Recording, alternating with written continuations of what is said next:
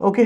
So ഇതുവരെ നമ്മൾ basic ആയിട്ടുള്ള കുറച്ച് ക്വസ്റ്റ്യൻസ് പഠിച്ചു. സോ അതായത് നമ്മൾ ഇതുവരെ ICA ടെക്സ്റ്റ് ബുക്കിലുള്ള ക്വസ്റ്റ്യനും സോ അതിലെ ഏകദേശം ഫോർമാറ്റൊക്കെ എങ്ങനെയാണ് വരുന്നത്, സോ ആ കാര്യങ്ങളൊക്കെ പറഞ്ഞു അല്ലേ.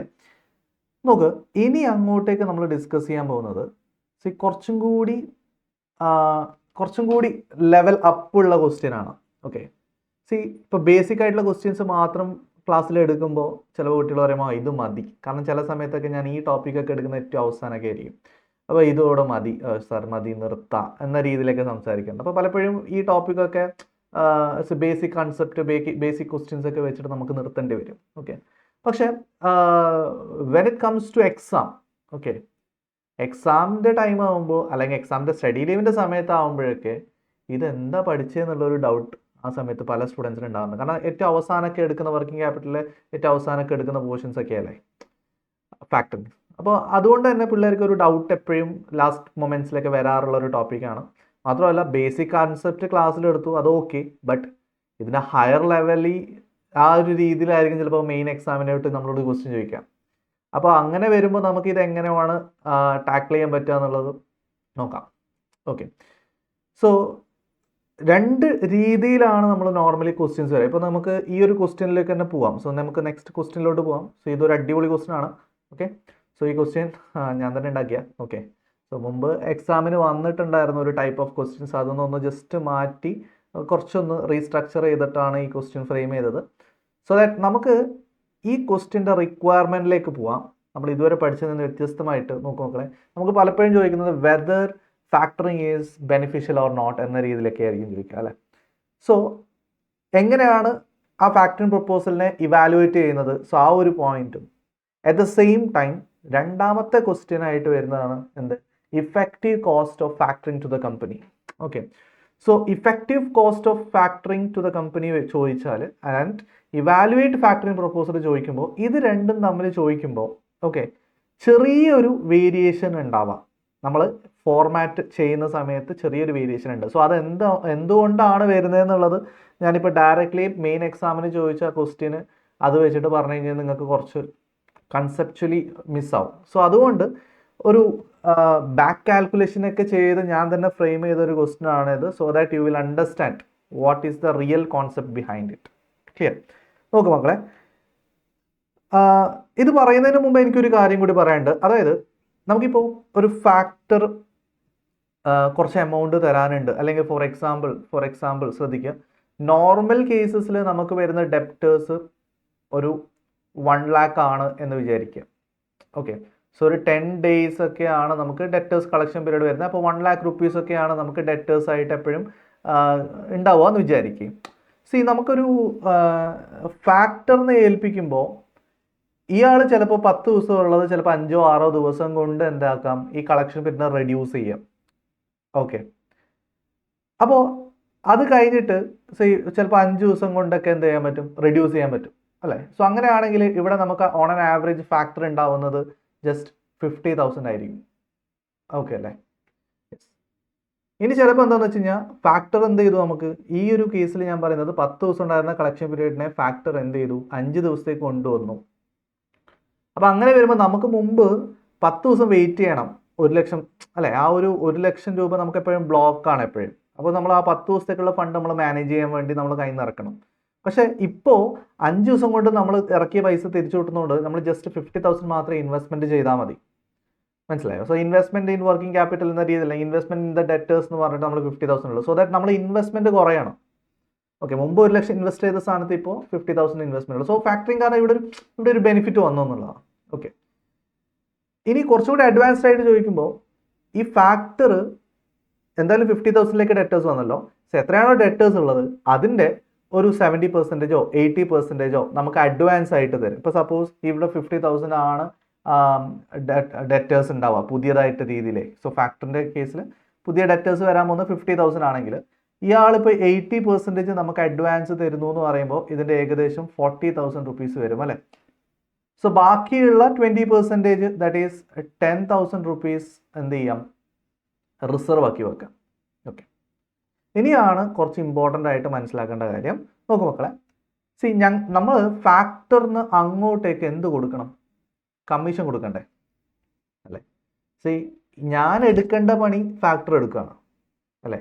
ഞാൻ സ്വന്തം ബിസിനസ്സിൽ ഒരു അഡ്മിനിസ്ട്രേഷൻ ടീമിനെ വെച്ച് ഓക്കെ അവരെ കൊണ്ട് പണിയെടുപ്പിച്ചിട്ടാണ് ഈ ഡെറ്റേഴ്സിന് പൈസ കളക്ട് ചെയ്യേണ്ടത്. പക്ഷെ അതിന് പകരം ഞാൻ ഒരു ഏജന്റിനെ ഏൽപ്പിക്കുമ്പോൾ ഓക്കെ ആ ഏജന്റ് എന്ത് ചാർജ് ചെയ്യും? കമ്മീഷൻ ചാർജ് ചെയ്യും. So one thing is that. രണ്ടാമത്തത്, കുറച്ച് ദിവസം കഴിഞ്ഞിട്ടായിരിക്കും ഡെറ്റേഴ്സ്. ഇപ്പോൾ നമ്മളിപ്പോൾ നോർമലി നമ്മൾ കളക്ട് ചെയ്യുമ്പോൾ 10 ദിവസത്തിലാണ് കിട്ടുക. ഈ ഫാക്ടർ കളക്ട് ചെയ്യുമ്പോൾ ഫാക്ടർ നോർമലി എന്ത് ചെയ്യും? 5 ഡേയ്സിനുള്ളിൽ എന്ത് ചെയ്യും? പൈസ കളക്ട് ചെയ്യാൻ നോക്കും 50,000. ഓക്കെ, അപ്പോൾ പക്ഷേ ഇയാൾ എന്ത് ചെയ്യുന്ന വെച്ചാൽ നമുക്ക് സ്റ്റാർട്ടിങ്ങിൽ തന്നെ 40,000 അഡ്വാൻസും തരും. സോ ഇവിടെ ഒരു പോയിന്റ് ഉണ്ട്. അത് ഫാക്ടറിന് ഈ പൈസ കിട്ടുന്നത് വെറും അയാളെ ഹാർഡ് വർക്ക് കാരണം 5 ദിവസത്തേക്ക് എത്തിച്ചു അല്ലേ? സോ 5 ദിവസം കഴിഞ്ഞിട്ടാണ് ഇയാൾക്ക് 50,000 റുപ്പീസ് ഡെറ്റേഴ്സിൻ്റെ അടുത്ത് നിന്ന് കിട്ടുള്ളൂ. പക്ഷേ 5 ഡേയ്സ് മുന്നേ തന്നെ, അതായത് ടുഡേ തന്നെ അയാൾ എത്ര തന്നു? 40,000 രൂപ അഡ്വാൻസ് തന്നു. ഓക്കെ, സോ അയാളുടെ എഫേർട്ടിന് നമ്മൾ കൊടുക്കുന്നതാണ് കമ്മീഷൻ. അയാൾ മുമ്പേ തരുന്ന അഡ്വാൻസിന് നമ്മൾ എന്ത് കൊടുക്കണം? ഇൻട്രസ്റ്റും കൊടുക്കണം. ക്ലിയർ അല്ലേ? യെസ്. സോ ഇത് നമ്മൾ ഓൾറെഡി പഠിച്ച സംഭവം തന്നെയാണ് അല്ലേ? സോ ഫാക്ടറിനെ ഏൽപ്പിക്കുമ്പോൾ ഓട്ടോമാറ്റിക്കലി എന്തൊക്കെ ഉണ്ടാവാറുണ്ട്? ഞാൻ പറഞ്ഞിട്ടുണ്ട്, ബാഡ് ഡെപ്റ്റ് സേവ് ആവും അല്ലേ? അഡ്മിനിസ്ട്രേഷൻ കോസ്റ്റ് ഒക്കെ സേവ് ആവും. അതൊക്കെ ഓക്കെ. ഇവിടെ പറയാൻ ഉദ്ദേശിച്ച പോയിന്റ് എന്ന് പറഞ്ഞാൽ, ഇപ്പോൾ ഇയാൾ 40,000 രൂപ നമുക്ക് ഇന്ന് തരുമ്പോൾ ഓക്കെ 2-3 പോസിബിലിറ്റീസ് ഉണ്ട്. ഒന്ന്, അയാൾ പറയുന്നു ആ ഒരു ടൈം പീരീഡിലോട്ടുള്ള, അതായത് 5 ഡേയ്സിലല്ലേ നമ്മൾ ഡെറ്റേഴ്സ് ടൈം പീരീഡ്, ആ ഒരു 5 ദിവസത്തേക്കുള്ള കമ്മീഷനും ഇൻട്രസ്റ്റും കുറച്ചിട്ട് ബാക്കി പൈസ എനിക്ക് തരാം. കാരണം എന്തായാലും ഞാൻ അങ്ങോട്ടേക്ക് കമ്മീഷൻ കൊടുക്കണം, അങ്ങോട്ടേക്ക് ഇൻട്രസ്റ്റ് കൊടുക്കാനുള്ളതാണ്. അപ്പോൾ അയാൾക്ക് ഇന്ന് എനിക്ക് 40,000 തരുമ്പോൾ അയാൾ പറയാം കമ്മീഷനും ഇൻട്രസ്റ്റും ഇപ്പം തന്നെ കുറച്ചിട്ട് തരാം എന്ന് പറയാം. മനസ്സിലായോ? കമ്മീഷൻ ആൻഡ് ഇൻട്രസ്റ്റ്, ഇപ്പോൾ കമ്മീഷൻ ഒരു 100 രൂപയും ഇൻട്രസ്റ്റ് ഒരു 100 രൂപ ഉണ്ടെങ്കിൽ ഇത് രണ്ടും ഡിഡക്റ്റ് ചെയ്തിട്ട് ബാക്കി 39,800 മാത്രം എനിക്ക് തന്നൂടെ? ക്ലിയർ അല്ലേ? ഒന്ന്. നെക്സ്റ്റ് പോസിബിലിറ്റി എന്ന് പറഞ്ഞു കഴിഞ്ഞാൽ ഇയാൾ കമ്മീഷൻ മാത്രം ഡിഡക്റ്റ് ചെയ്യുന്നു, ഇൻട്രസ്റ്റ് പിന്നെ എന്നുള്ള രീതിയിൽ വരാം. ഓക്കെ, മൂന്നാമത്തെ പോസിബിലിറ്റി എന്ന് പറഞ്ഞു കഴിഞ്ഞാൽ അയാൾ ഫുൾ 40,000 എനിക്ക് തരുന്നു. ഓക്കെ, ഇൻട്രസ്റ്റും കമ്മീഷനും പിന്നീട് ലേറ്റർ ഒന്നെങ്കിൽ ഈ 10,000 റിസർവ് ഉണ്ടല്ലോ അതൊന്ന് കട്ട് ചെയ്യും. പിന്നീട് 5 ദിവസം അല്ലേ ടൈം പീരീഡ്, ഇന്ന് എനിക്ക് 40,000 തരും, 5-ാമത്തെ ദിവസം നമുക്ക് ഇയാൾ 10,000 തരും. സോ ആ റിസർവ് ഒന്ന് കട്ട് ചെയ്തിട്ട് ചിലപ്പോൾ എനിക്ക് കമ്മീഷനും ഇൻട്രസ്റ്റും കുറച്ചിട്ട് അപ്പോൾ തരും. അല്ലെങ്കിൽ ഇന്ന് അയാൾ 40,000 തരും, ഓക്കെ 5 ദിവസം കഴിഞ്ഞിട്ട് അയാൾ എന്ത് തരും? 10,000 തരും. ഞാൻ എന്ത് ചെയ്യും? അയാൾക്ക് കൊടുക്കാനുള്ള കമ്മീഷനും ഇൻട്രസ്റ്റും സോ 5-ാമത്തെ ദിവസം കൊടുക്കും. സോ അങ്ങനെ സിറ്റുവേഷൻ നടക്കാം. ഓക്കെ, സോ അങ്ങനെ പല രീതിയിലാണ് നമുക്ക് ക്വസ്റ്റ്യൻസ് കാണാൻ പറ്റുക അല്ലേ? നമ്മൾ ICAയുടെ മെറ്റീരിയലൊക്കെ ചെയ്ത ക്വസ്റ്റ്യൻസ് എന്ന് പറഞ്ഞാൽ ഒന്നും പറയാത്തത് കൊണ്ട് നമുക്ക് കമ്മീഷനും ഇൻട്രസ്റ്റും സ്റ്റാർട്ടിങ്ങിൽ തന്നെ ഡിഡക്റ്റ് ചെയ്തു എന്ന അസംഷനിലാണ് ICAയുടെ മെറ്റീരിയൽ ചെയ്തിട്ടുള്ളത്. Okay, so please remember that ICAയുടെ മെറ്റീരിയൽ ചെയ്ത രീതി എന്ന് പറഞ്ഞു കഴിഞ്ഞാൽ കമ്മീഷനും ഇൻട്രസ്റ്റും ഡിഡക്റ്റ് ചെയ്തിട്ടാണ് ആ ആള് ഫാക്ടർ നമുക്ക് അഡ്വാൻസ് തരുന്നത്. ആ ഒരു അസംഷനിലാണ് ചെയ്തിട്ടുള്ളത്. അപ്പോൾ നമുക്ക് ഇപ്പോൾ മെയിൻ എക്സാമിൽ ചോദിക്കുവാണെങ്കിലും എന്ത് ചെയ്താൽ മതി? Take that assumption. എന്താണ്? Interest and commission. Interest and commission ശ്രദ്ധിച്ച മക്കളെ, കമ്മീഷനും ഇൻട്രസ്റ്റും എന്ത് ചെയ്യുക? Deducted now. ഇതെടുക്കുക for exam if nothing is mentioned. Clear അല്ലേ? ഓക്കെ, ഇനി കോൺസെപ്ച്വലി എനിക്ക് കുറച്ച് കാര്യങ്ങൾ പറയാനുണ്ട്. സോ അതിനുവേണ്ടി ഞാൻ നെക്സ്റ്റ് ഒരു ക്വസ്റ്റ്യനിലൂടെ കാര്യങ്ങൾ പറഞ്ഞുതരാം. ആ ക്വസ്റ്റ്യനിൽ കമ്മീഷനും ഇൻട്രസ്റ്റും പിന്നീടാണ് എന്ന രീതിയിൽ, അല്ലെങ്കിൽ ഇപ്പോൾ അഡ്വാൻസ് തരുമ്പോൾ ഡിഡക്റ്റ് ചെയ്യുന്നില്ല എന്ന അസംഷനിൽ ചെയ്യുന്നുണ്ട്. So that you will get a clarity. എന്താണ് ഇവാലുവേഷൻ്റെ ക്വസ്റ്റ്യൻ ചോദിക്കുമ്പോഴും ഇഫക്റ്റീവ് റേറ്റ് ഓഫ് ഫാക്ടറിങ് ചോദിക്കുമ്പോഴും ഉള്ള ഡിഫറൻസ് എന്താ, ഫോർമാറ്റിൽ വരുന്ന ചേഞ്ച് എന്താണെന്നുള്ള ഒരു ഐഡിയ കിട്ടാനാണ്. ക്ലിയർ? ഓക്കെ, സോ നമുക്ക് നേരെ ക്വസ്റ്റ്യനിലോട്ട് പോവാം. സോ ശ്രദ്ധിച്ച് വായിച്ചു നോക്കും മക്കളെ, ക്വസ്റ്റ്യൻ വായിച്ചു നോക്കുക. Yes, following is the sales information in respect of Bright Limited. Okay, so നമുക്ക് തന്നിരിക്കുന്നത് ബ്രൈറ്റ് ലിമിറ്റഡ് എന്ന് പറയുന്ന ഒരു കമ്പനിയുടെ സെയിൽസ് ഇൻഫോർമേഷൻ ആണ്. Annual sales given 90% on credit. എത്രയാ? ₹7,50,00,000. സോ 7,50,00,000 സെയിൽസ് ഉണ്ട്, പക്ഷെ അതിൽ 90% മാത്രമേ എന്തുള്ളൂ? ക്രെഡിറ്റ് സെയിൽ ഉള്ളൂ. ക്ലിയർ അല്ലേ? Okay, average collection period is 70 days. So normally ഇപ്പോൾ ഞാൻ തന്നെ കളക്ട് ചെയ്യുവാണെങ്കിൽ എനിക്ക് 70 ദിവസം കൊണ്ടാണ് അവരുടെ അടുത്തുനിന്ന് പൈസ കിട്ടുക. ക്ലിയർ? ഓക്കെ. ബാഡ് ഡെപ്റ്റ് 0.75%. സോ ടോട്ടലിൽ 0.75% എന്തുണ്ടാവും? ബാഡ് ഡെപ്റ്റ് ഉണ്ടാവും. Clear? Credit administration cost is 7,44,000. So ഇപ്പോൾ നമുക്ക് അത് അഡ്മിനിസ്ട്രേഷൻ കോസ്റ്റ് എന്ന് പറഞ്ഞിട്ട് എത്രയുണ്ട്? 7,44,000 ഉണ്ട്. Okay. Factor firm has offered എന്താ non recourse basis. Non recourse ബേസിസിൽ ഒരു ഫാക്ടറിങ് ഓഫർ ഉണ്ട്. അത് നോൺ റീകോസിന്റെ മീനിങ് എന്താ? ബാഡ് ഡെപ്റ്റ് ആര് സഹിച്ചോളും? ബാഡ് ഡെപ്റ്റ് ഫുള്ളി ഫാക്ടർ സഹിച്ചോളും. ഫുള്ളി സഹിച്ചോളും. ചില ക്വസ്റ്റ്യനിൽ റീകോസ് ഉണ്ടാവാം. റീകോസ് ഉണ്ടെങ്കിൽ ഫുള്ള് സഹിക്കൂല. അപ്പം അത് ശ്രദ്ധിച്ച് ചെയ്യണം ആ ഒരു പോയിന്റ്. ഓക്കെ അല്ലേ? Yes. Next, at a service charge of 2%, factor agrees to grant advance against debtors at an interest rate of 19.20778% per annum after withholding 20% as reserve. So നോക്കുക മക്കളെ, ഞാനിത് ഈ ഒരു പെർസെൻറ്റേജ് ഞാൻ തന്നെ ഇട്ടതാണ്. ഓക്കെ, സോ ദാറ്റ് ഒരു കറക്റ്റ് ആൻസറിലേക്ക് എത്തിക്കാൻ വേണ്ടിയിട്ടുള്ള ഒരു പെർസെൻറ്റേജ് ഇട്ടതാണ്. So that you will understand the concept. ക്ലാരിറ്റിയിൽ മനസ്സിലാക്കാൻ വേണ്ടിയിട്ടാണ്. നമുക്ക് നമ്മളെ ലാസ്റ്റിലോട്ട് വരുമ്പോൾ ഇത് ക്ലാരിറ്റി മനസ്സിലാക്കാൻ ഞാൻ എന്തുകൊണ്ടാണ് ആ ഒരു പെർസെൻറ്റേജ് ഇട്ടതെന്നൊക്കെ. ഓക്കെ, സോ അയാൾ ഇൻട്രസ്റ്റ് നമുക്ക് എന്ത് തരും? അഡ്വാൻസ് തരും. അഡ്വാൻസ് തരുമ്പോൾ ഒരു വർഷം ചാർജ് ചെയ്യുന്ന ഇൻട്രസ്റ്റ് റേറ്റ് ഇസ് 19.20778%. അപ്പോൾ അയാൾ തരുമ്പോൾ ഫുൾ എമൗണ്ട് തരുമോ? ഇല്ല, 20% റിസർവ് ആക്കി വെച്ചിട്ടേ തരുള്ളൂ. ഇനി കമ്മീഷനും ഇൻട്രസ്റ്റും ഇപ്പോൾ ഡിഡക്റ്റ് ചെയ്യുന്നില്ല, പിന്നീടായിരിക്കും നമ്മൾ കൊടുക്കുക എന്ന രീതിയിൽ, അല്ലെങ്കിൽ പിന്നീടുള്ള റിസർവിലായിരിക്കും അത് കട്ട് ചെയ്യുക എന്ന രീതിയിൽ അസംഷൻ ചെയ്തിട്ടാണ് ഇനി ഇങ്ങോട്ടേക്ക് ക്വസ്റ്റ്യൻ പോകുന്നത്. ക്ലിയർ അല്ലേ? Okay. Next, payment period guaranteed by the factor is 45 days. So അതിൻ്റെ അർത്ഥം എന്ന് പറഞ്ഞു കഴിഞ്ഞാൽ നമ്മൾ നോർമലി 70 ദിവസമാണല്ലോ എടുക്കുക. അതെ, പക്ഷെ ഇയാൾ 45 ദിവസം കൊണ്ട് കാര്യങ്ങൾ തീർക്കും. അതായത് 45 ദിവസം കൊണ്ട് ഡെറ്റേഴ്സിൻ്റെ അടുത്ത് നിന്ന് പൈസ ഒക്കെ കളക്ട് ചെയ്തിരിക്കുന്ന ആളാണ് അവർ ഗ്യാരണ്ടി ചെയ്യുന്നത്. ഓക്കെ, അപ്പോൾ ഗ്യാരണ്ടി ചെയ്യുന്നത് ഫുൾ എമൗണ്ട് 100% എമൗണ്ട് 45 ദിവസം കിട്ടുന്നു അല്ലേ? അപ്പോൾ ആ 100 കിട്ടാൻ പോകുന്നതിൻ്റെ 80% ഇപ്പോൾ തരും, ഇപ്പം തന്നെ തരും, അഡ്വാൻസ് ആയിട്ട് തരുമല്ലോ. ഓക്കെ, സോ 20% റിസർവ് ആക്കി വെക്കും. പിന്നെ cost of capital of the company 12.5%. So കമ്പനിക്ക് ഇപ്പോൾ ഇൻവെസ്റ്റ്മെന്റ് ഇൻ ഡെറ്റേഴ്സിന് വരുന്ന cost of capital is 12.5%. So the first question is evaluate factoring proposal. So evaluation of factoring proposal എന്ന രീതിയിൽ ചോദിക്കുകയാണ് ഇവിടെ. മക്കളെ, അങ്ങനെ ചോദിക്കുമ്പോൾ അതിൻ്റെ അർത്ഥം നമ്മൾ ഈ ഫാക്ടറിങ് അവരെ ഓഫർ സ്വീകരിക്കണോ വേണ്ടയോ എന്നുള്ളതാണ് ക്വസ്റ്റ്യൻ. ക്ലിയർ അല്ലേ? അവർ നമുക്ക് തന്ന ഓഫർ സ്വീകരിക്കണോ വേണ്ടയോ എന്നുള്ളതാണ്. സോ നമുക്ക് 1 by 1 ആയിട്ട് നോക്കാം എന്താണ് സിറ്റുവേഷൻ. അത് കഴിഞ്ഞിട്ട് ഇഫക്റ്റീവ് കോസ്റ്റ് ഓഫ് ഫാക്ടറിങ് കൂടി പഠിക്കും. ഓക്കെ, നോക്കൂ മക്കളെ, ഞാൻ നോർമലി നമ്മൾ ഓൾറെഡി പഠിച്ചിട്ടുള്ള ഫോർമാറ്റിലേക്ക് തന്നെ പോവാം അല്ലേ? യെസ്. സോ എന്തൊക്കെ വരും? ബാഡ് ഡെപ്റ്റ് സേവ്ഡ് ഒന്ന്, കറക്റ്റ്. നെക്സ്റ്റ് അഡ്മിൻ കോസ്റ്റ് ഉണ്ടാവും, അത് സേവ് ആവും. ക്ലിയർ അല്ലേ? Yes. Next important point is, ശ്രദ്ധിച്ചു കേട്ടോ, നമുക്ക് ഇൻട്രസ്റ്റിലൊരു സേവിങ്സ് വരും. അതായത് നമുക്ക് ഇപ്പോൾ ഉള്ള സിറ്റുവേഷനിൽ കുറച്ച് ഡെറ്റേഴ്സ് ഉണ്ടല്ലോ, അത്രയും ഡെറ്റേഴ്സ് ഉണ്ടാക്കാൻ വേണ്ടി എനിക്കൊരു എന്ത് വരും? കോസ്റ്റ് വരുന്നുണ്ട്. ക്ലിയർ അല്ലേ? അല്ലേ? സോ അതേപോലെ ഓക്കെ, ഇത്രയും ഡെറ്റേഴ്സ് ഉണ്ടാക്കാൻ വേണ്ടി എനിക്കൊരു കോസ്റ്റ് വരുന്നുണ്ടല്ലോ. Yes, same like that. Okay, പുതിയ സിറ്റുവേഷനിൽ ഫാക്ടർ ഉണ്ടാവുന്ന സമയത്ത് ഓക്കെ, എനിക്ക് എന്തേലും ഡെറ്റേഴ്സിൽ ചേഞ്ച് വന്നിട്ടുണ്ടെങ്കിൽ ആ ഡെറ്റേഴ്സിൻ്റെ മുകളിലായിരിക്കും എനിക്ക് ഇൻവെസ്റ്റ്മെൻറ്റ് വരുന്നത്, അതിൻ്റെ മുകളിലായിരിക്കും കോസ്റ്റ് വരിക. ക്ലാരിറ്റി പറഞ്ഞുതരാം. സംഭവം നോക്കാം. ഇവിടെ നമ്മൾ നോക്കേണ്ടത് എന്താ? ഇൻട്രസ്റ്റ് സേവ്ഡ് എന്നുള്ള ഒരു കോൺസെപ്റ്റാണ്. ഓക്കെ, സോ ഇത് നമുക്ക് വിൽ ഡിസ്കസ് കുറച്ച് കഴിഞ്ഞിട്ട് ഡിസ്കസ് ചെയ്യാം. ഓക്കെ, സോ 3 പോയിന്റ്സ് ആണ് ഇവിടെ വരുന്നത്. സെയിം ടൈം കമ്മീഷൻ, പിന്നെ ഇൻട്രസ്റ്റ് ഓൺ അഡ്വാൻസ്. ക്ലിയർ അല്ലേ? നോക്കൂ മക്കളെ, ഇതൊക്കെ ഫാക്ടർ ഇല്ലാതിരുന്നുവെങ്കിൽ നമുക്ക് എന്തൊക്കെ വരും? ബാഡ് ഡെപ്റ്റ് വരും, റൈറ്റ്? അഡ്മിനിസ്ട്രേഷൻ കോസ്റ്റ് വരൂലേ? യെസ്. ഓക്കെ, നമ്മൾ ഇത്രയും ഡെറ്റേഴ്സിനെ മാനേജ് ചെയ്യുമ്പോൾ അത്രയും ഡെറ്റേഴ്സിന് നമ്മൾ ഇൻവെസ്റ്റ്മെൻറ്റ് ചെയ്യേണ്ടേ? യെസ്. സോ ഇൻവെസ്റ്റ്മെൻറ്റ് ഡെറ്റേഴ്സ് വരാം. ഓക്കെ, സോ അതിന് വേണ്ടി നമുക്ക് കോസ്റ്റ് ഉണ്ടാവും. ഇനി ഫാക്ടറിന് ചൂസ് ചെയ്ത് കഴിഞ്ഞാൽ ഇതൊന്നും ഉണ്ടാവില്ല, ഇതൊക്കെ ലാഭമായി. Okay, at the same time നമ്മളെ കയ്യിൽ നിന്ന് എന്ത് പോകും? കമ്മീഷനും പോകും. ഓക്കെ, അഡ്വാൻസ് ആയിട്ട് പൈസ തന്നു കഴിഞ്ഞാൽ അതിന് നമുക്ക് ഇൻട്രസ്റ്റ് കൊടുക്കും വേണം. ക്ലിയർ അല്ലേ? ഓക്കെ, അപ്പോൾ 1 by 1 ബാഡ് ഡെപ്റ്റ് സേവ്ഡ് ഇസ് ഗിവൺ. ബാഡ് ഡെപ്റ്റ് സേവ്ഡ് എത്രയാ? യെസ്, 0.75%.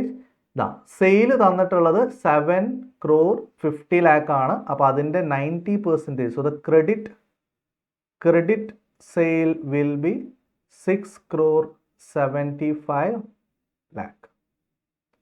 6,75 lakh. സോ അതിൻ്റെ മുകളിൽ 0.75% അപ്ലൈ ചെയ്തേ. So 6,75 lakh into 0.75%. Yes. So calculate മക്കളെ, എത്രയാണ് വരുന്നതെന്ന്.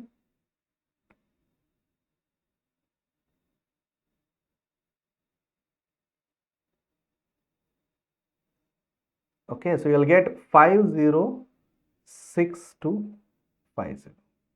So completely non-recourse basis ആണ്. അതുകൊണ്ട് ബാഡ് ഡെപ്റ്റ് ആര് വന്നാൽ എന്ത് വന്നാലും ആര് സഹിച്ചോളും, ഫാക്ടർ സഹിച്ചോളും. സോ നമുക്കത് സേവിങ് ആയി ഫാക്ടറിനെ ഏൽപ്പിച്ചാൽ. റൈറ്റ്.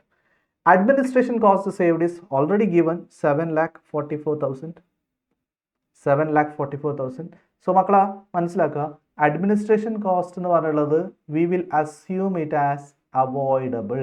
നമുക്ക് ഫാക്ടറിനെ ഏൽപ്പിച്ചാൽ ഇതൊക്കെ അവോയ്ഡ് ചെയ്യാൻ പറ്റുന്ന ഒരു കോസ്റ്റ് ആണ് എന്നുള്ള രീതിയിൽ എടുക്കാം.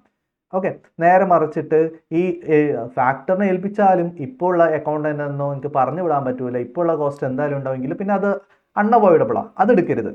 മനസ്സിലായോ? ഫാക്ടർ വരുന്നത് കാരണം നമുക്ക് അവോയ്ഡ് ചെയ്യാൻ പറ്റുന്നുണ്ടെങ്കിൽ അത് ലാഭമാണ്. ആ അവോയ്ഡബിൾ ആയിട്ടുള്ള കോസ്റ്റ് വേണം എടുക്കാൻ. ക്ലിയർ അല്ലേ? നെക്സ്റ്റ്, ഇവിടെ നോൺ റീകോഴ്സ് ബേസിസ് ആണ് പറഞ്ഞിട്ടുണ്ട്. Commission is 2%. So 2% of the credit sale അത് എടുക്കുക കേട്ടോ. So 2% of 6,75 lakh. So that is equal to 13,50,000. Clear?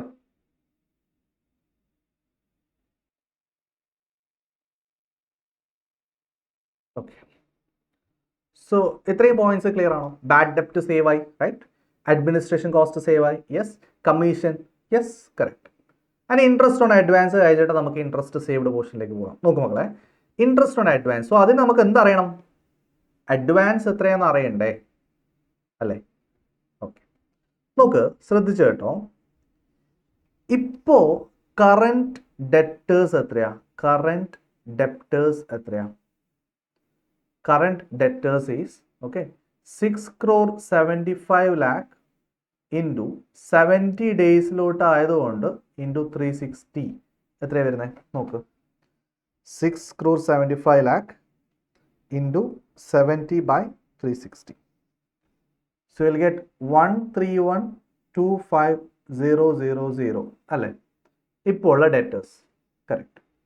ഇനി ഫാക്ടർ വരുമ്പോൾ നമുക്ക് ഡെപ്റ്റേഴ്സ് ഉണ്ടാവുന്നത് 675 ലാക്കിൻ്റെ 45 ഡേയ്സിലേക്കുള്ള പോർഷൻ മാത്രമായിരിക്കും. So 675 ലാക്കിൻ്റെ 45 by 360, right? So 84, 37, 500. Clear ആണോ? ഓക്കെ, നോക്കൂ മക്കളെ. സോ ഫാക്ടർ ഉണ്ടാവുമ്പോൾ അവിടെ ഡെറ്റേഴ്സ് വരുന്നത് എത്രയാണ്? ഓക്കെ, സി ഇപ്പോൾ 45 ദിവസം കഴിഞ്ഞിട്ടാണ് ഇയാൾ പേയ്മെൻറ്റ് ചെയ്യുന്നതെങ്കിൽ നമുക്ക് എന്ത് ചെയ്യണം?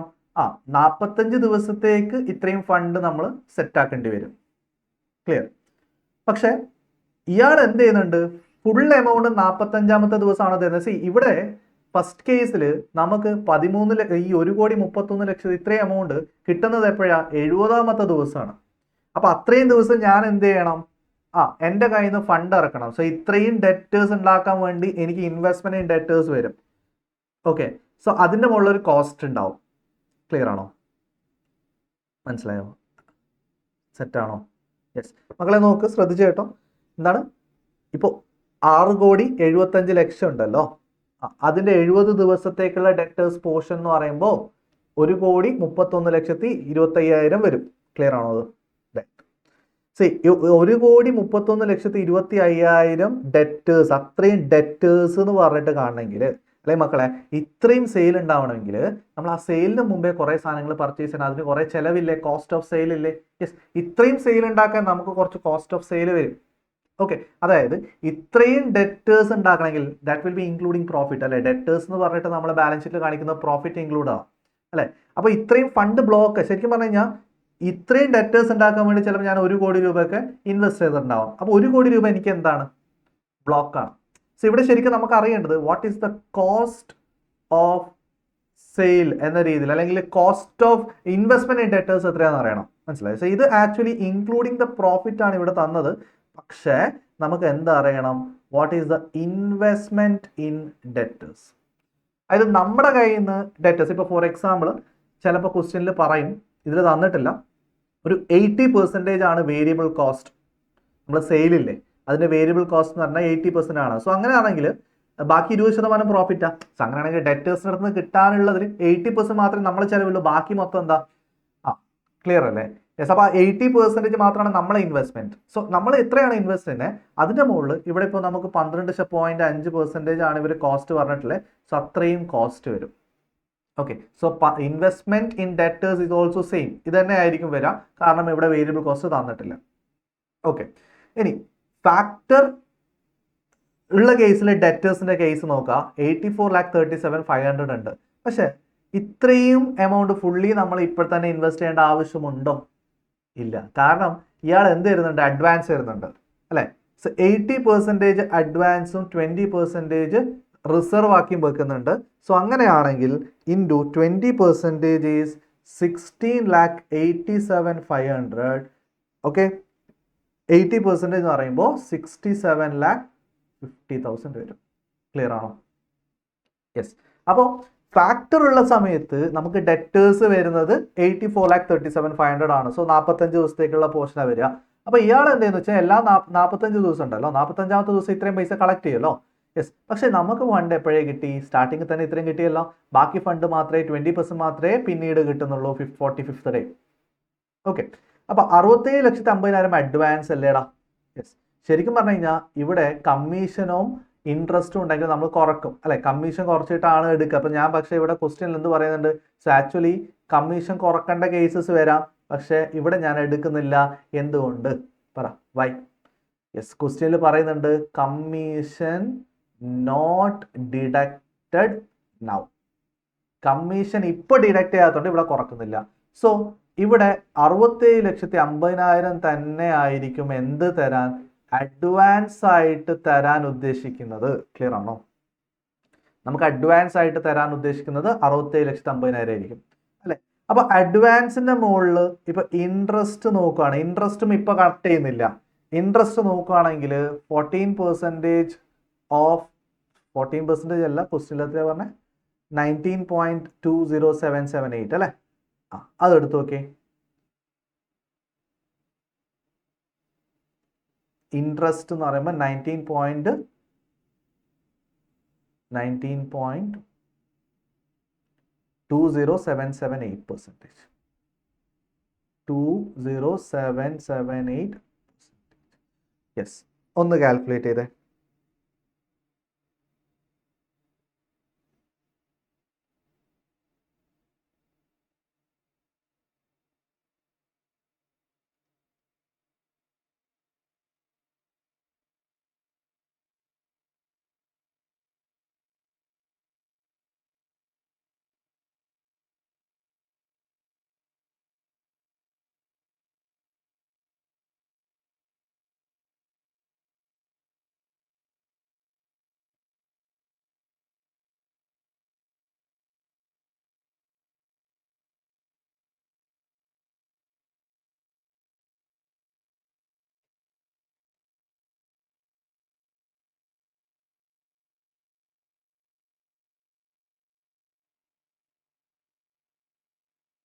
ഓക്കെ. യെസ്. പെർസെൻറ്റേജ് ഒന്ന് മക്കളെ ഒരു മിനിറ്റ് കേട്ടോ.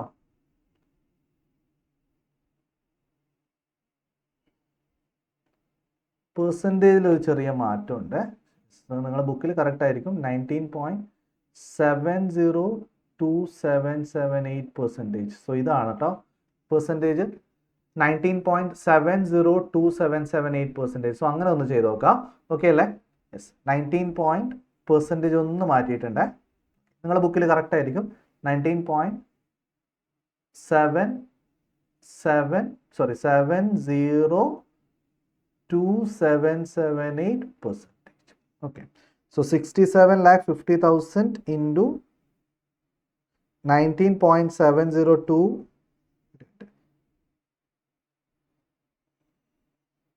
19.702,778%.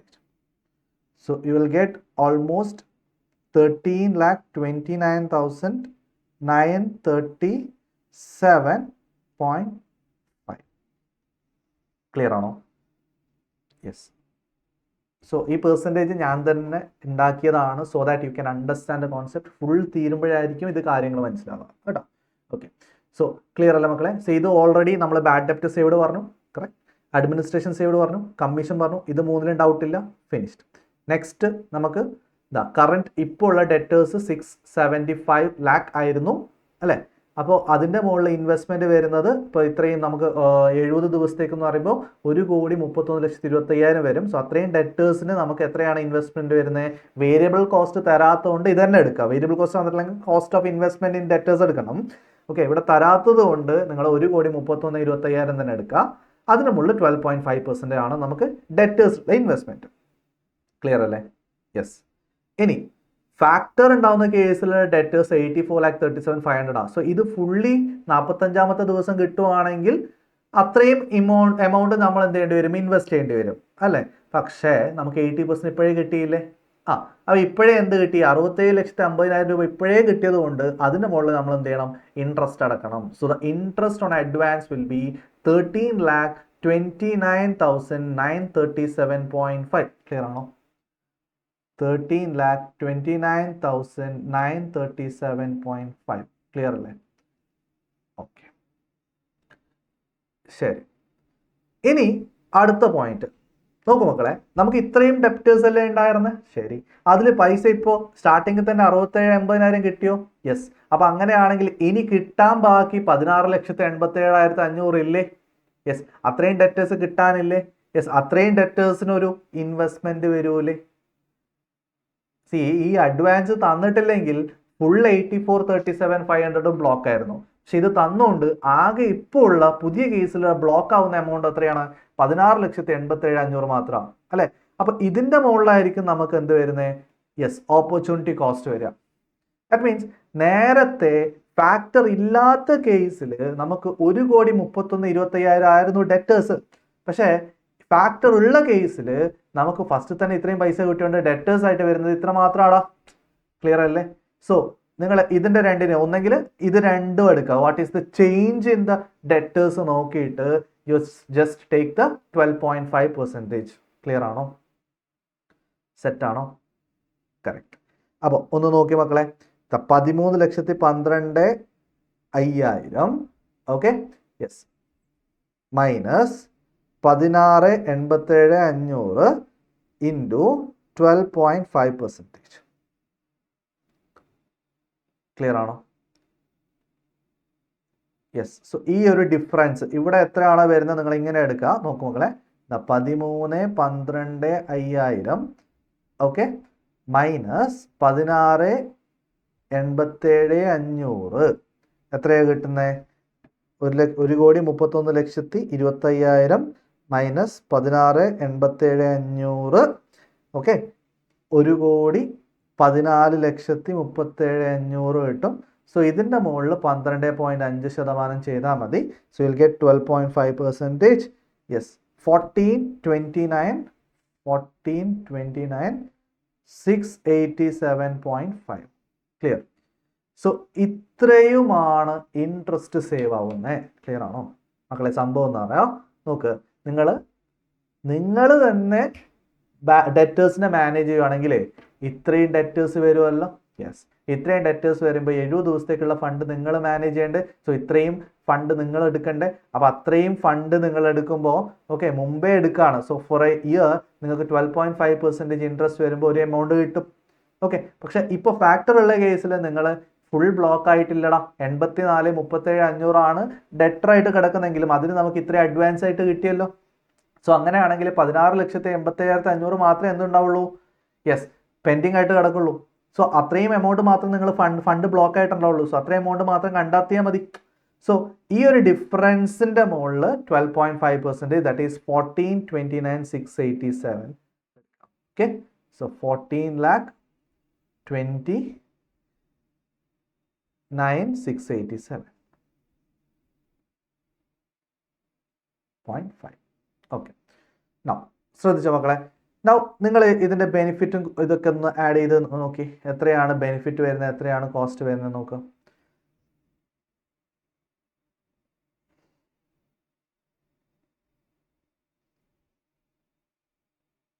$26,79,937.5.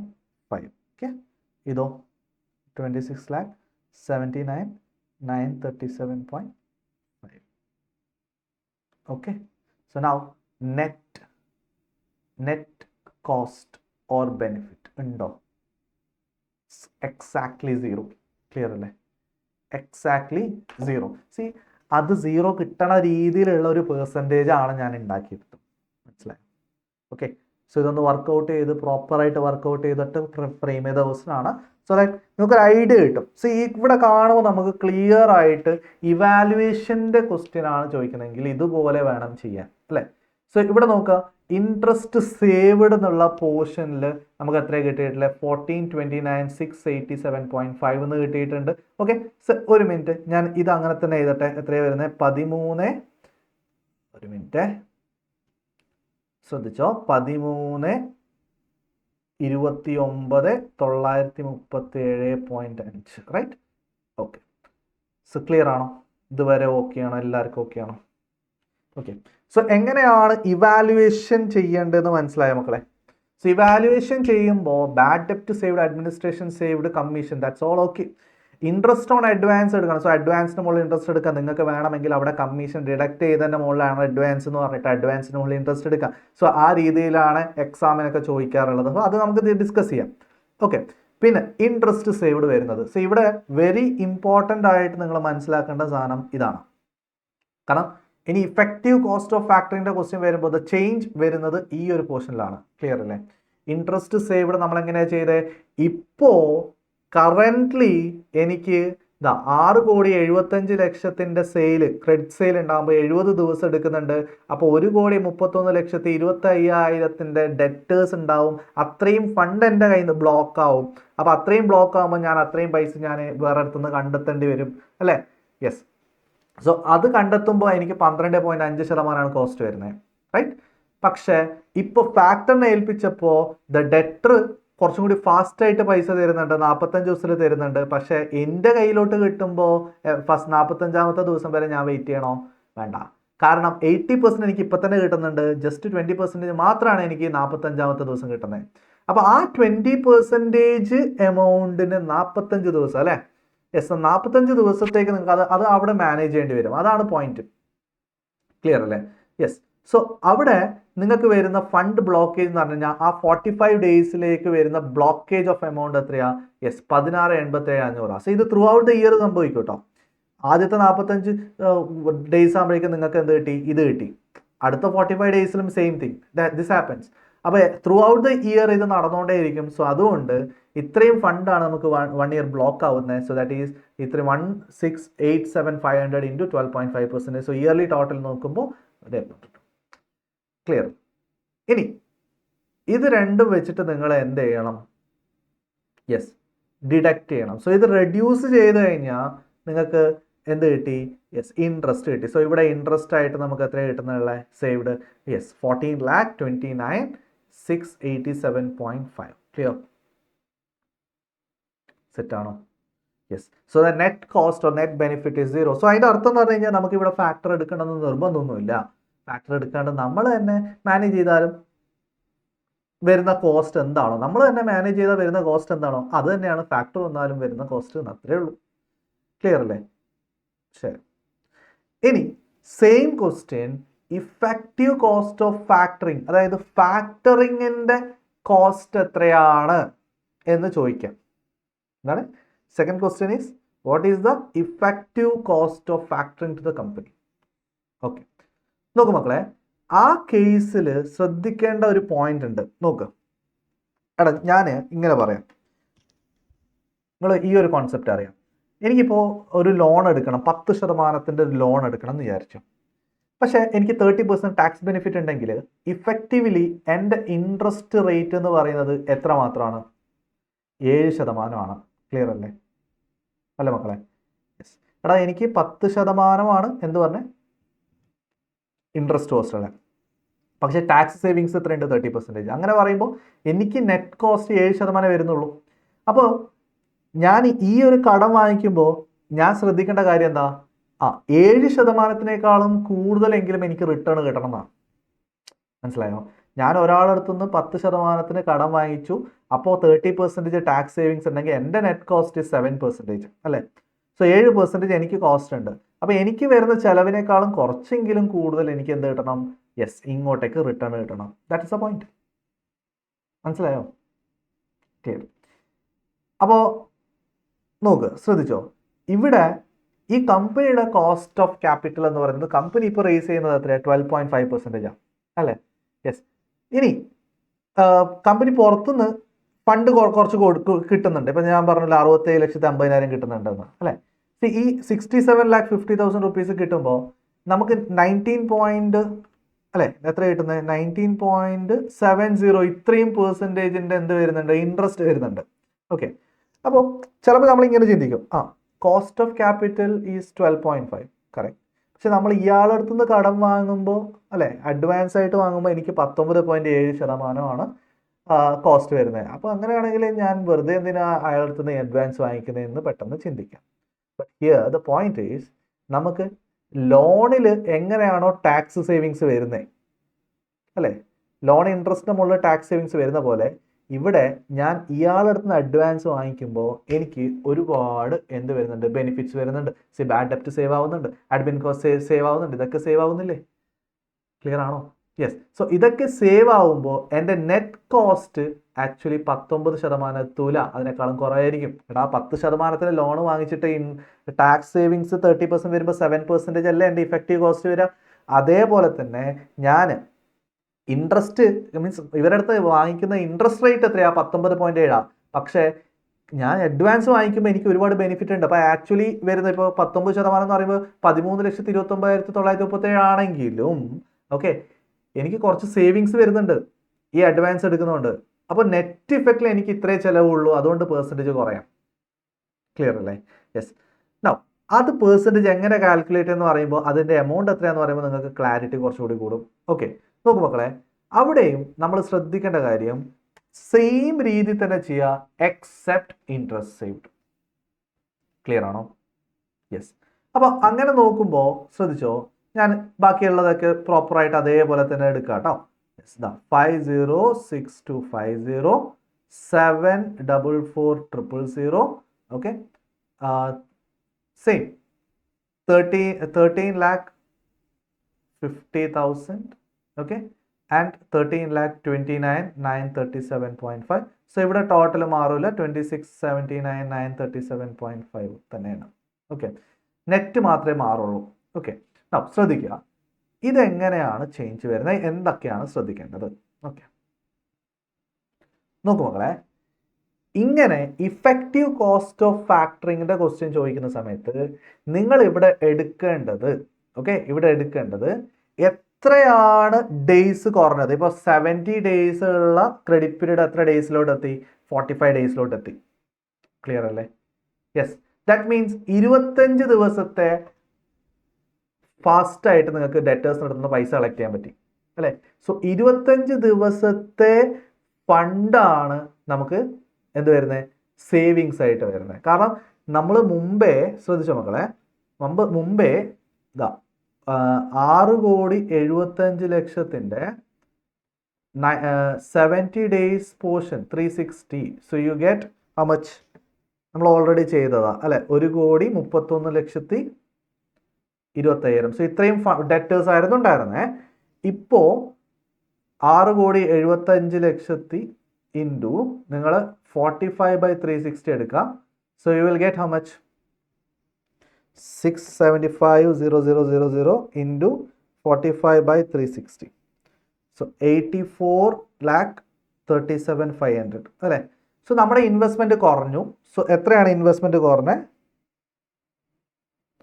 യെസ്, 46 lakh 87,500 ആണ് റിഡക്ഷൻ ഇൻ ദ റിസീവബിൾസ്. നോക്കൂ മക്കളെ, 70 ദിവസം ഉള്ളത് 45 ദിവസമായി. ശരിക്കും പറഞ്ഞാൽ 25 ദിവസത്തെ പോർഷൻ എടുത്താൽ പോരെ. എന്താണ് 6.75 കോടി ഇല്ലടാ, അതിൻ്റെ മുകളിൽ ജസ്റ്റ് 25 ഡേയ്സിൻ്റെ പോർഷൻ എടുത്താൽ ഇത് ആൻസർ കിട്ടൂലേ? ക്ലിയർ ആണോ? യെസ്.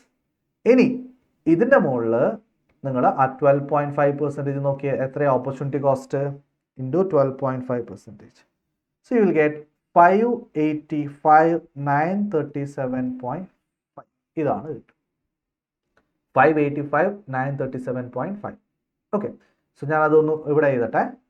585,937.5. ഓക്കെ, ശ്രദ്ധിച്ച മക്കളെ, ഞാൻ ഇത് ഓരോന്ന് എടുക്കാം. 506250 പ്ലസ് 744000 പ്ലസ് 58,593.7.5. സോ ഇവിടെ കിട്ടുന്നത് 18,36,187.5. ഇവിടെ കിട്ടുന്നതാണ്. So the net will be -26,70,937.5.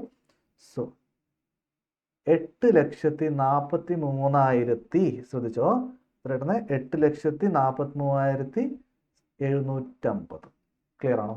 8,43,750 രൂപയാണ് വരുന്നത്. ഇത് കോസ്റ്റ് ആണോ, നെറ്റ് കോസ്റ്റ് ആണോ, ബെനിഫിറ്റ് ആണോ?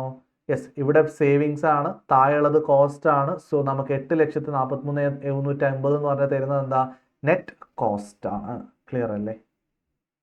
യെസ്. അപ്പോൾ കോസ്റ്റ് കിട്ടി. ശ്രദ്ധിച്ചോ മക്കളെ, ഇനി ഇഫക്റ്റീവ് കോസ്റ്റ് ഫാക്ടർ കണ്ടുപിടിക്കാൻ വേണ്ടിയിട്ടുള്ള സാധനമാണിത് അല്ലേ? സോ നിങ്ങൾ എത്ര പൈസ നിങ്ങൾക്ക് അഡ്വാൻസ് ആയിട്ട് കിട്ടുക? 67,50,000 അല്ലേ? യെസ്, 67,50,000 നിങ്ങൾക്ക് അഡ്വാൻസ് ആയിട്ട് കിട്ടുമ്പോൾ നിങ്ങൾക്ക് വരുന്ന കോസ്റ്റ് ഈസ് 8,43,750. ക്ലിയർ ആണോ? യെസ്. നോക്ക് മക്കളെ, ഇഫക്റ്റീവ് കോസ്റ്റ് ഓഫ് ഫാക്ടറിങ് നിങ്ങൾക്ക് ഇങ്ങനെ കിട്ടിയ 8,43,750 ഡിവൈഡഡ് ബൈ 67,50,000 കഴിയും. ഒന്ന് ചെയ്ത് നോക്കിയേ. എനിക്ക് കിട്ടിയത് എത്രയാ? സെറ്റാണോ? ദ പെർസെൻറ്റേജ് സെയിം കിട്ടി. ക്ലിയർ അല്ലേ മക്കളെ? യെസ്. സി, ഇങ്ങനെ ഇഫക്റ്റ് നോക്ക്, നിങ്ങൾ സ്വന്തമായിട്ട് നിങ്ങളുടെ കോസ്റ്റ് ഓഫ് ക്യാപിറ്റൽ എന്ന രീതിയിൽ വരുന്നത് എമൗണ്ട് എത്രയാ? 12.5% അല്ലേ? ശരി. നിങ്ങൾ ഡെറ്റേഴ്സിന് മീൻസ് ഈ പറഞ്ഞ ഫാക്ടറിന് അടുത്ത് നിന്ന് കടം വാങ്ങിക്കുമ്പോൾ 19% ഇൻട്രസ്റ്റ് എന്ന് പറയുന്നുണ്ടെങ്കിലും അവർക്ക് 19% നിങ്ങൾ കൊടുക്കേണ്ടി വരുന്നുണ്ടോ? ഇല്ല. ഇഫക്റ്റീവ്ലി കൊടുക്കേണ്ടി വരുന്നത് എത്ര മാത്രം? 12.5. അപ്പം നിങ്ങൾ ഫാക്ടറിനെ ഏൽപ്പിച്ചാലും നിങ്ങൾ സ്വന്തമായിട്ട് ചെയ്താലും ഇവിടെ രണ്ടിലും പെർസെൻറ്റേജ് എന്താ? സെയിം അല്ലേ? യെസ്. അപ്പോൾ ഇത് രണ്ടും ഈക്വൽ ആണെങ്കിൽ അതിൻ്റെ അർത്ഥം നിങ്ങൾ ഏത് വേണമെങ്കിലും ചെയ്തോ എന്നാണ്. ഫാക്ടറി ചെയ്തോ മറ്റേ ചെയ്തോ കുഴപ്പമില്ലടാ. സോ അതുകൊണ്ടാണ് ഇവിടെ നമുക്ക് നെറ്റായിട്ട് കിട്ടിയത് 0 ആയിട്ട് കിട്ടിയത്. മനസ്സിലായോ? സോ നമ്മൾ ആദ്യം ഇവാലുവേറ്റ് ചെയ്യുന്ന സമയത്ത് 0 അല്ലേ കിട്ടിയേ? അപ്പോൾ 0 കിട്ടിയപ്പോൾ അതിൻ്റെ അർത്ഥം എന്താ? യെസ്, 0 കിട്ടിയപ്പോൾ അതിൻ്റെ അർത്ഥം എന്ന് പറഞ്ഞു കഴിഞ്ഞാൽ നിങ്ങൾ ഏത് ചെയ്താലും ഒരുപോലെയാണ്. ക്ലിയർ അല്ലേ? സോ ഇങ്ങനെ രണ്ട് രീതിയിൽ ക്വസ്റ്റ്യൻ ചോദിക്കാം. ഓക്കെ, സോ നോക്ക്, ആദ്യത്തെ രീതിയിൽ നിങ്ങൾ എടുക്കുമ്പോൾ ഇവിടെ എന്താണ് നിങ്ങൾക്കിപ്പോൾ ബെനിഫിറ്റ് ആണ് കിട്ടിയെങ്കിൽ യെസ് ഇറ്റ്സ് ബെനിഫിഷ്യൽ എന്ന് പറയാം. ഇതിൻ്റെ കോസ്റ്റ് ആണ് വന്നതെങ്കിൽ നഷ്ടമാണെന്ന് പറയാം. ക്ലിയർ അല്ലേ? യെസ്. പക്ഷേ ഈ രീതിയിൽ ഓഫ് കാൽക്കുലേഷൻ വരുമ്പോൾ നിങ്ങൾക്ക് കിട്ടുന്നത് എന്താ? ഇഫക്റ്റീവ് കോസ്റ്റ് ഓഫ് ഫാക്ടറിങ് ആണ് 12.5% അല്ലേ? സോ ഈ 12.5%നെ നിങ്ങൾ എന്തിനായിട്ട് കമ്പയർ ചെയ്യണം? നിങ്ങളെ കോസ്റ്റ് ഓഫ് ക്യാപിറ്റലായിട്ട് കമ്പയർ ചെയ്യണം അല്ലേ? അപ്പോൾ നിങ്ങൾ അഡ്വാൻസ് ആയിട്ട് വാങ്ങിക്കുമ്പോൾ 12.5% പക്ഷേ നിങ്ങൾ സ്വന്തമായിട്ട് എടുക്കുമ്പോൾ 12.5%. സോ അതുകൊണ്ട് നല്ലതല്ലേ? കുഴപ്പമൊന്നുമില്ലല്ലോ, പ്രശ്നമൊന്നുമില്ല, ഒരേപോലെ തന്നെ വരിക. ക്ലിയർ? യെസ്. സി, ഇപ്പോൾ സപ്പോസ് നോക്കൂ മക്കളെ, ഇപ്പോൾ നിങ്ങളിങ്ങനെ ഇഫക്റ്റീവ് കോസ്റ്റ് ചെയ്തപ്പോൾ നിങ്ങൾക്ക് ഏകദേശം ഒരു 10% കോസ്റ്റ് വന്നതെന്ന് വിചാരിച്ചു. എടാ 19%-നല്ലേ ഞാൻ അഡ്വാൻസ് എടുത്തേ. ശരി, പക്ഷേ ഇഫക്റ്റീവ്ലി കോസ്റ്റ് എത്രയാണ് നോക്കിയപ്പോൾ എന്ത് കിട്ടി? 10%ആണെന്ന് വിചാരിച്ചോ? പക്ഷെ നമുക്ക് already opportunity cost of capital എന്ന് പറഞ്ഞിട്ട് 12.5% പറയുന്നുണ്ട് അല്ലേ? നമ്മുടെ കമ്പനിയുടെ കോസ്റ്റ് ഓഫ് ക്യാപിറ്റൽ ഈസ് 12.5%. മനസ്സിലായോ? കമ്പനിയുടെ കോസ്റ്റ് ഓഫ് ക്യാപിറ്റൽ എന്താ? 12.5% ആണ്. പക്ഷേ അഡ്വാൻസ് ആയിട്ട് ഇവരുടെ അടുത്ത് നിന്ന് വാങ്ങിക്കുമ്പോൾ നമുക്ക് ആകെ കോസ്റ്റ് എത്ര വരുന്നുള്ളൂ? 10% മാത്രമേ വരുന്നുള്ളൂ. ക്ലിയർ? സോ അങ്ങനെ 10% മാത്രമാണ് ഇഫക്റ്റീവ് കോസ്റ്റ് എങ്കിൽ നമുക്ക് പറയാം yes effective cost is less than അല്ലേ? It is less than the cost of capital. ശ്രദ്ധിച്ചു മക്കളെ, effective cost of factoring less than cost of capital of the company. Cost of capital of the company ഇങ്ങനെയാണെങ്കിൽ അതിൻ്റെ അർത്ഥം beneficial എന്നല്ലേ, net benefit എന്നല്ലേ അർത്ഥം. Clear? അതേപോലെ നേരെ തിരിച്ചാണെങ്കിലോ ബെനിഫിഷ്യൽ അല്ല. Okay, so very very careful ആയിട്ട് വേണം ഈ രണ്ട് പോയിന്റ്സിനെയും അപ്രോച്ച് ചെയ്യാൻ. Okay, so whether it is evaluation question or whether it is effective rate of interest, the only change will happen here at interest saved portion. So നോക്കുക കേട്ടോ, clear അല്ലേ? Yes. So ഇതിൻ്റെ കുറച്ചും കൂടി ഒരു എക്സ്റ്റെൻഡഡ് വേർഷൻ എന്ന രീതിയിലാണ് നമ്മളെ കഴിഞ്ഞ മെയ് 24 എക്സാമിനൊക്കെ ക്വസ്റ്റ്യൻ ചോദിച്ചത്. ഓക്കെ, സോ പ്രീവിയസ് ക്വസ്റ്റ്യൻ ആണ്, അത് നമുക്ക് ഡിസ്കസ് ചെയ്യാം എന്തായാലും. ക്ലിയർ അല്ലേ? യെസ്. അപ്പോൾ ഇവിടെ നമ്മൾ എടുത്തൊരു പോയിന്റ് എന്ന് പറഞ്ഞു കഴിഞ്ഞാൽ കമ്മീഷനും ഇൻട്രസ്റ്റും ഒന്നും ഇപ്പോഴേ ഡിഡക്റ്റ് ചെയ്തിട്ടില്ല, പിന്നീടാണെന്നുള്ള രീതിയിൽ അസംഷൻ ചെയ്തിട്ടൊക്കെ പോയാൽ. പക്ഷെ ഐ സിയുടെ ക്വസ്റ്റ്യൻസിലൊക്കെ എന്താ ചെയ്തിട്ട് അവർ കമ്മീഷനും ഇൻട്രസ്റ്റ് ഒക്കെ ഇപ്പം തന്നെ ഡിഡക്റ്റ് ചെയ്തു എന്നുള്ള രീതിയിലാണ് ചെയ്തിട്ടുള്ളത്. സോ ആ രീതിയിൽ തന്നെ നമുക്ക് ഫോളോ ചെയ്തു പോവാം. ഓക്കെ അല്ലേ? യെസ്. ഇത് കറക്റ്റ്ലി എക്സാക്ട്ലി നെറ്റ് ബെനിഫിറ്റ് 0 ആണെന്നും effective cost of rate is 12.5 കറക്റ്റായിട്ട് കിട്ടുന്നതെന്ന് കാണിക്കാൻ വേണ്ടിയിട്ടാണ് ഞാനിങ്ങനെ ഇട്ടത്. തെറ്റാണോ? യെസ്. അപ്പം നിങ്ങളിപ്പോൾ നോക്കൂ മക്കളെ, ഞാൻ ഈ അഡ്വാൻസ് 19%, 19.7 കിട്ടിയത്. യെസ്. അപ്പോൾ അതിനേക്കാളും കുറഞ്ഞ റേറ്റ്, ഇപ്പോൾ 19-നോ 18-നൊക്കെയാണ് ഇൻട്രസ്റ്റ് വരുന്നതെന്ന് വിചാരിക്കുക. ഇപ്പോൾ 18% അഡ്വാൻസ് വന്നു കഴിഞ്ഞാൽ അതിൻ്റെ അർത്ഥം എന്താ? എനിക്ക് അഡ്വാൻസ് പിന്നെ ഇതായി, അപ്പോൾ ഇഫക്റ്റീവ് കോസ്റ്റ് പിന്നെയും കുറയൂലേ? 19 വരുമ്പോൾ തന്നെ എന്തായി? 12.5 കിട്ടിയല്ലോ. നിങ്ങളിപ്പോൾ അഡ്വാൻസിന് വരുന്ന ഇൻട്രസ്റ്റ് കോസ്റ്റ് പിന്നെയും കുറഞ്ഞു, 18%, 17% ഒക്കെ ആണെന്ന് വിചാരിച്ചോ. അപ്പോൾ അവർക്ക് കൊടുക്കുന്ന ഇൻട്രസ്റ്റ് കോസ്റ്റ് ഭയങ്കര കുറയൂലേ? മനസ്സിലായോ? യെസ്, അവർക്ക് കൊടുക്കുന്ന ഇൻട്രസ്റ്റ് കുറയും. സോ ഈ ഇൻട്രസ്റ്റ് റേറ്റ് ഒക്കെ കുറയും. സോ ഇൻട്രസ്റ്റ് കുറയുമ്പോൾ ഓട്ടോമാറ്റിക്കലി നമ്മുടെ കോസ്റ്റ് കുറയും. സോ ഇഫക്റ്റീവ് റേറ്റ് ഓൾസോ കുറയും. ക്ലിയർ ആണോ? അപ്പോൾ നമുക്ക് ഇങ്ങനെ പറയാം, അഡ്വാൻസ് തരുന്ന ആള് ഇപ്പോൾ 19.7-നേക്കാളും താഴെയാണ് ഇനി തരുന്നെങ്കിൽ, ഈ ക്വസ്റ്റിൻ്റെ കേസിൽ 19.7-നേക്കാളും താഴെയാണ് നമുക്ക് അഡ്വാൻസ് ഇത്ര ഇൻട്രസ്റ്റ് ഉള്ളൂ എന്ന് പറഞ്ഞു കഴിഞ്ഞാൽ നമുക്ക് അതാ ലാഭം. പക്ഷെ അവർ പറയുകയാണ് 25% ഇൻട്രസ്റ്റ് എന്ന് പറഞ്ഞു കഴിഞ്ഞാൽ നമുക്ക് എന്തായിരിക്കും? നഷ്ടമായിരിക്കും. കാരണം ഇത് നെറ്റ് ബെനിഫിറ്റ് നോക്കുമ്പോൾ നെറ്റ് കോസ്റ്റ് എന്നുള്ള രീതിയിൽ കിട്ടും. മാത്രമല്ല ഇഫക്റ്റീവ് കോസ്റ്റ് ചെക്ക് ചെയ്യുന്ന സമയത്ത് നിങ്ങൾക്ക് എന്തായി? ഈ 12.5-നേക്കാളും കൂടുതലും കിട്ടും. Okay, so very very important question, important type of question. So ഇത് ഞാൻ തന്നെ ഉണ്ടാക്കിയതാ. ഓക്കെ അല്ലേ? കൺസെപ്റ്റ് ക്ലിയർ അല്ലേ? ആ 0-യും കറക്റ്റ് 12.5 കിട്ടാൻ വേണ്ടിയിട്ടുള്ള ക്വസ്റ്റ്യൻ ആണ്. യെസ്. സോ ഈ നോളേജ് വെച്ചിട്ട് നമുക്ക് എന്ത് ചെയ്യാം? എക്സാമിൻ്റെ ക്വസ്റ്റ്യൻ അപ്രോച്ച് ചെയ്യാം. സോ എക്സാം ക്വസ്റ്റ്യനിൽ they have assume that commission and interest is deducted. So അതൊന്നും വെച്ചിട്ടല്ല ഞാൻ ഈ ക്വസ്റ്റ്യൻ ചെയ്തത്. ബിക്കോസ് അത് വരുമ്പോൾ നിങ്ങൾക്ക് ഇവിടെ കാൽക്കുലേഷൻസ് ഒക്കെ കോംപ്ലിക്കേഷൻസ് വരും. സോ ആ ഒരു കോംപ്ലിക്കേഷൻ ഒഴിവാക്കാൻ വേണ്ടിയിട്ടാണ്, കൺസെപ്റ്റ് പഠിക്കാനല്ലേ.